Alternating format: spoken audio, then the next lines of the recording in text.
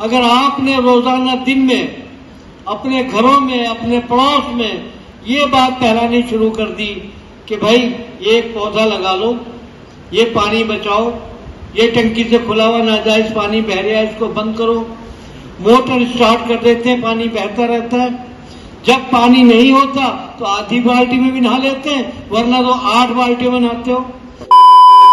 जय हिंद, आप देख रहे हैं वतन समाचार और मैं हूं मोहम्मद अहमद। दिल्ली के सोगरा इस्लामिक पब्लिक स्कूल में इन्वायरमेंट से संबंधित एक प्रोग्राम का आयोजन डॉक्टर मोहम्मद रियाज के द्वारा किया गया, जिसमें मुख्य अतिथि के तौर पर एससी आयोग के पूर्व राष्ट्रीय समन्वयक डॉक्टर ताजुद्दीन अंसारी के अलावा डॉक्टर अफरोजुल हक मारूफ साइंटिस्ट, वाइस चांसलर हलीमिया अजीज यूनिवर्सिटी, शाजिया मेराज मलिक, डॉक्टर रीमा ईरानी समेत कई महान हस्तियों ने शिरकत की।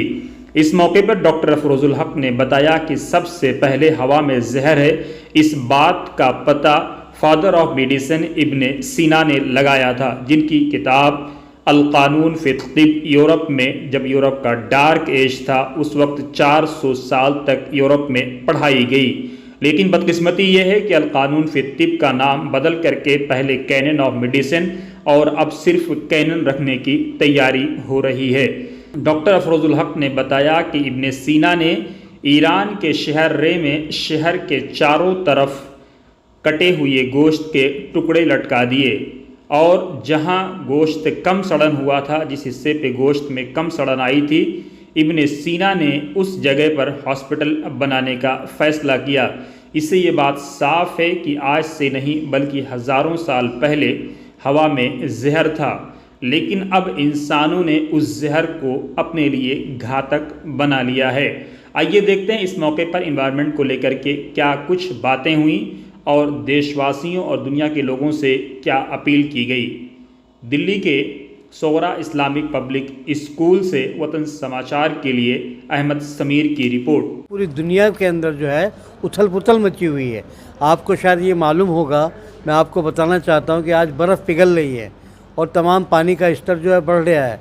आने वाले टाइम में सैलाब आने के बहुत चांसेस हैं, इतने बड़े चांसेस हैं कि पूरी दुनिया में तकरीबन 100 अरब की आबादी जो है वो इस पानी के सैलाब से नुकसान आ जाएगा और इसीलिए अवेयरनेस आनी चाहिए, ये बहुत ज़रूरी है, इसीलिए ये प्रोग्राम किया।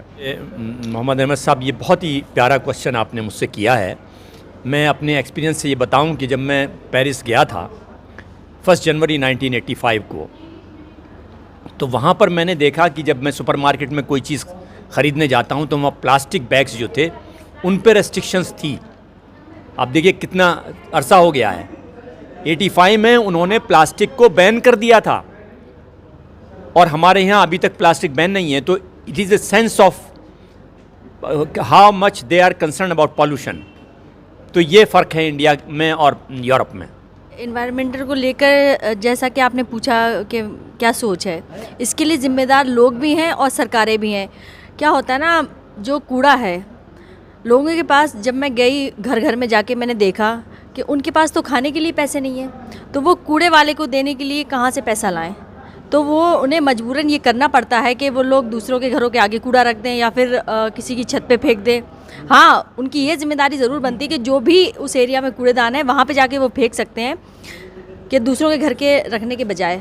ठीक है, तो ये सबकी जिम्मेदारी है और सरकारें भी इसके लिए ज़िम्मेदार हैं कहीं ना कहीं। मुख्तसर सी एक मेरी तकरीर थी, उसमें मैंने ख़ासकर अपने ही प्रोफेशन को में कमियां गिनाई, अपने ही प्रोफेशन के बारे में बताया कि अगर हमारे साथी, हमारे बिल्डर साथी या हमारे इंजीनियर्स इस चीज़ पे ध्यान दे लें कि बिल्डिंग बनाते वक्त किसी भी तरह का इन्वायरमेंट को गंद होने से बचा लें तो ये ज़्यादा बेहतर होगा। और बहुत आसान, थोड़ा सा ध्यान रखना है। अगर हमने अपना फ्रंट को हम ढक लें और हमारी जो डस्ट वगैरह है उस पर पानी डाल दें, बिल्डिंग पे बार बार पानी डालते रहें, जो अमूमन एक प्रैक्टिकल हमारे यहाँ दिल्ली में होता है। जब पॉल्यूशन ज़्यादा बढ़ता है तो 15 दिन के लिए, 20 दिन के लिए इन चीज़ों पर पाबंदी लगती है और वो हमारा काम आसान हो जाता है।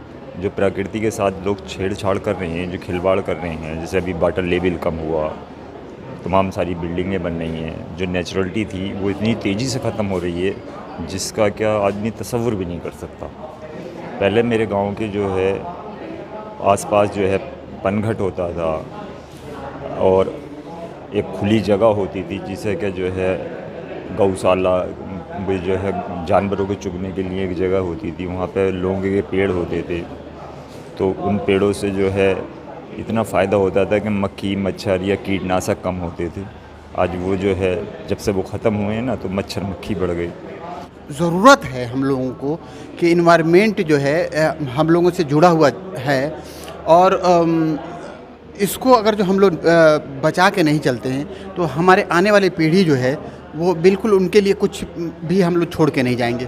तो ये सबसे ज़रूरी चीज़ें हैं कि जो चीज़ है उसको हम लोग कितना कम खर्च करके और उसमें जो है इजाफा करें, और छोटे छोटे बच्चों को जो है हम लोग अवेयर करें कि उनको जो है नेचर से जो है कैसे जुड़ के रहना है।